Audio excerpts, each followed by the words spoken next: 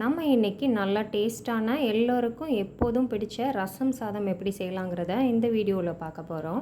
Hi friends, welcome to 90s Jana channel. என்னோடய சேனலை first time பார்க்குறவங்க சப்ஸ்கிரைப் பண்ணிவிட்டு பக்கத்தில் இருக்கிற பெல் பட்டன் அழுத்திக்கோங்க. நல்லா டேஸ்ட்டான ரசம் சாதம் செய்கிறதுக்கு நான் இப்போது 1 கப் அளவு அரிசி எடுத்திருக்கேன். நாம் டெய்லி வீட்டில் சாதம் வைக்கிற அதே அரிசி தான் எடுத்திருக்கேன். அதில் ஒரே 1 ஸ்பூன் அளவு துவரம் பருப்பு எடுத்துக்கலாம். 1 ஸ்பூனுக்கு மேலே அதிகமாக சேர்க்க வேண்டாம். 1 ஸ்பூன் சேர்க்குறதே கரெக்டாக இருக்கும். இப்போ இதை நல்லா 2 தடவை தண்ணியில் கழுவுனதுக்கப்புறமா கொஞ்சமாக தண்ணி ஊற்றி ஒரு 15 நிமிஷம் ஊற வச்சிடலாம். இப்போ இது நல்லா ஊறட்டும். இப்போ நம்ம ரசம் சாதத்துக்கு தேவையான அளவு புளி ஊற வச்சுக்கலாம். நான் இப்போது ஒரு பெரிய நெல்லிக்காய் சைஸ் புளி எடுத்து அதை தண்ணி ஊற்றி ஊற வச்சுக்கிறேன்.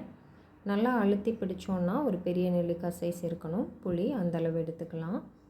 இப்போ புளி நல்லா ஊறட்டும். நம்ம தேவையான பொருட்களை மிக்ஸி ஜாரில் அரைச்சிட்டு வந்துடலாம். ஒரு மிக்ஸி ஜாரில் ஒரு 3/4 ஸ்பூன் அளவு மல்லி விதை சேர்த்துக்கலாம். தேவைன்னா 1 ஸ்பூன் அளவு கூட எடுத்துக்கலாம். மல்லி விதையை ஃபஸ்ட்டு நல்லா தனியாக அரைச்சதுக்கப்புறமா தான் மற்ற பொருட்கள் இதோடு சேர்த்து போட்டு அரைக்கணும். ஃபஸ்ட்டு மல்லி விதையை நல்லா அரைச்சிட்டு வந்ததுக்கப்புறமா கூடவே ஒரு 1/2 ஸ்பூன் அளவு மிளகு சேர்த்துக்கலாம். ஒரு 3/4 ஸ்பூன் அளவு சீரகம் சேர்த்துக்கலாம். இது கொஞ்சம் பெரிய ஸ்பூனுங்கிறதுனால நான் 3/4 ஸ்பூன் அளவு எல்லாம் எடுக்கிறேன். இதை விட கொஞ்சம் சின்ன ஸ்பூன் யூஸ் பண்ணிங்கன்னா 1 ஸ்பூன் ஃபுல்லாக எடுத்துக்கலாம். கூடவே ஒரு 4 பல் பூண்டு தோல் எடுக்காமல் தோலோடையே சேர்த்துக்கலாம். கூடவே ஒரு 2 கொத்து கருவேப்பிலை கழுவிட்டு சேர்த்துக்கலாம். கூடவே ஒரே ஒரு சின்ன பச்சை மிளகாய் சேர்த்துக்கலாம். சேர்த்துட்டு இதை நல்லா இந்த மாதிரி அரைச்சி எடுத்துகிட்டு வந்துடலாம். ரொம்ப மையாவும் அரைக்காமல் ரொம்ப கொரப்பாகவும் அரைக்காமல் இந்த மாதிரி அரைச்சி வச்சோன்னா கரெக்டாக இருக்கும். இப்போ நாம் ஒரு 2 தக்காளி எடுத்து அதை சின்ன சின்னதாக கட் பண்ணி எடுத்துகிட்டு வந்துடலாம். இந்த மாதிரி கட் பண்ணி வச்சாச்சு. இனி நாம் ரசம் சாதம் செய்ய ஆரம்பிச்சிடலாம். ஸ்டவ் ஆன் பண்ணி அடுப்பில் ஒரு குக்கர் வச்சுக்கலாம்.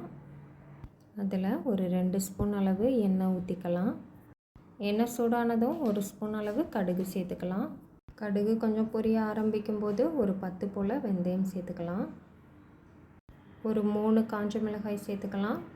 2 கொத்து கருவேப்பிலை சேர்த்துக்கலாம். சேர்த்துட்டு நாம் கட் பண்ணி வச்சுருக்கிற தக்காளியை சேர்த்துக்கலாம்.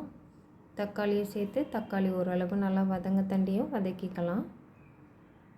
தக்காளியை வதக்க ஆரம்பித்ததும் ஒரு 1/4 ஸ்பூனுக்கும் கொஞ்சம் அதிகமாக மஞ்சள் தூள் சேர்த்துக்கலாம். ஒரு 3/4 ஸ்பூன் அளவு உப்பு சேர்த்துக்கலாம். உப்பு அப்புறமா செக் பண்ணிவிட்டு மீதி சேர்த்துக்கலாம்.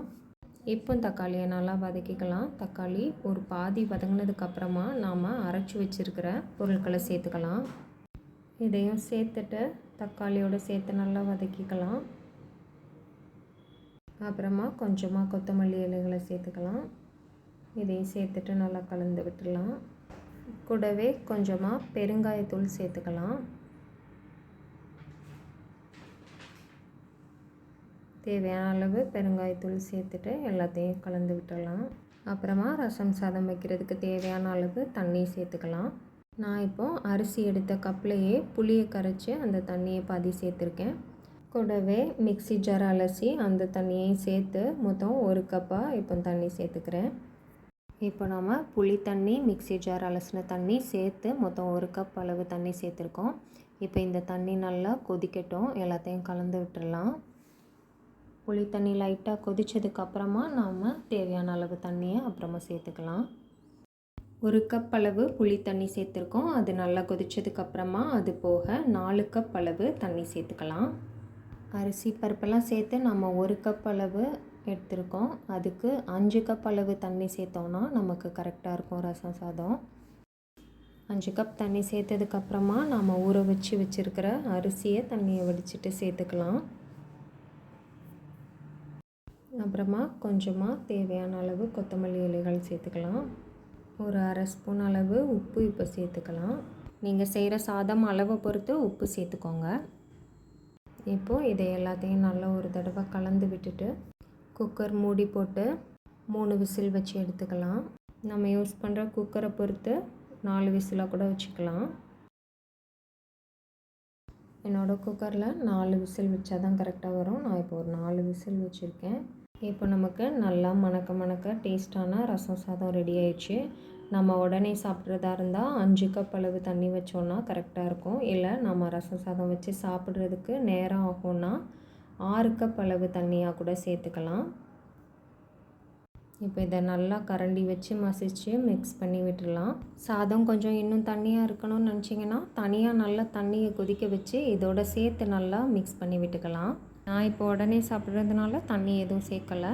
அப்புறமா கொஞ்சமாக கொத்தமல்லி இலைகள் தூவிக்கலாம். கூடவே 1 ஸ்பூன் அளவு நெய் சேர்த்துக்கலாம். நெய் பிடிக்காதவங்க அதை ஸ்கிப் பண்ணிடலாம். இப்போ நமக்கு நல்ல சூப்பர் டேஸ்டான ரசம் சாதம் ரெடி ஆயிடுச்சு.